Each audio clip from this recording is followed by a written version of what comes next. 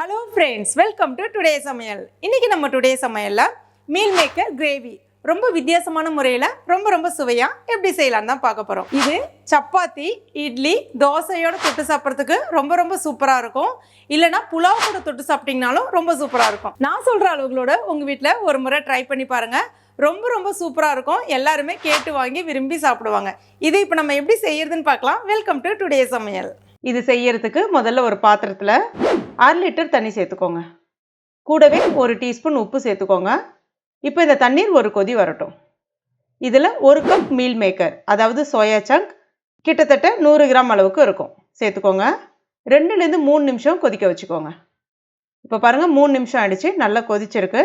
இப்போ stove off பண்ணிவிட்டு ஒரு வடிகட்டியை பயன்படுத்தி இதை வடிகட்டிக்கோங்க. மேலே மறுபடியும் 1 கிளாஸ் அளவுக்கு தண்ணி சேர்த்து ஒரு முறை அலசிக்கோங்க.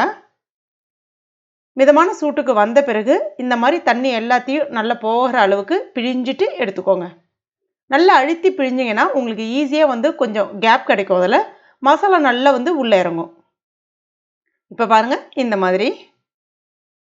அடுத்ததாக ஒரு கடாயில் 3 டீஸ்பூன் எண்ணெய் சேர்த்துக்கோங்க.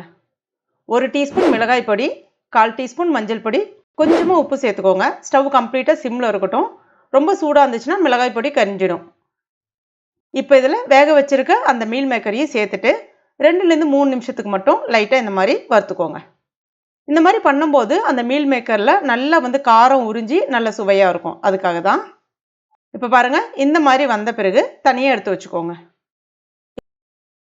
இப்போ இதே கடாயில் 3 டீஸ்பூன் எண்ணெய் சேர்த்துக்கோங்க. ஒரு பிரிஞ்சி இலை, ஒரு சின்ன துண்டு பட்டை, 4 கிராம்பு, ஒரு ஏலக்காய், ஒரு சின்ன நட்சத்திரப்பூ, 1 டீஸ்பூன் சோம்பு சேர்த்துக்கோங்க. கொஞ்சம் பொரிஞ்சு வரும்போது 2 மீடியம் சைஸ் பெரிய வெங்காயம் பொடிசாக கட் பண்ணிவிட்டு சேர்த்துக்கோங்க. இப்போ வெங்காயம் கொஞ்சம் நல்லா பொன்னிறமாக வதங்கி வரட்டும். இந்த மாதிரி வந்த பிறகு 1 டீஸ்பூன் இஞ்சி பூண்டு விழுதியும் சேர்த்துட்டு அதையும் ஒரு முறை பச்சை ஸ்மெல் போகிற அளவுக்கு வதக்கி விட்டுக்கோங்க. அடுத்ததாக ஸ்டவ்வை கம்ப்ளீட்டாக சிம்மில் வச்சுட்டு மசாலா சேர்த்துக்கலாம்.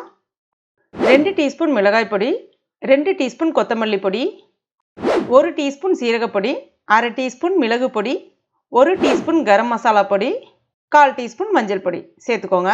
சேர்த்துட்டு அதனுடைய பச்சை ஸ்மெல் போகிற அளவுக்கு ஒரு முறை நல்லா இந்த மாதிரி வதக்கி விட்டுக்கோங்க. 2 மீடியம் சைஸ் தக்காளி பழம் மிக்சியில் அரைச்சிட்டு எடுத்துக்கோங்க. இப்போ அதையும் இது கூட சேர்த்துட்டு எண்ணெய் கொஞ்சம் பிரிஞ்சு வர அளவுக்கு வதக்கி விட்டுக்கோங்க. இப்போ பாருங்கள், இந்த மாதிரி வந்த பிறகு 2 டேபிள் ஸ்பூன் தயிர் சேர்த்துக்கோங்க.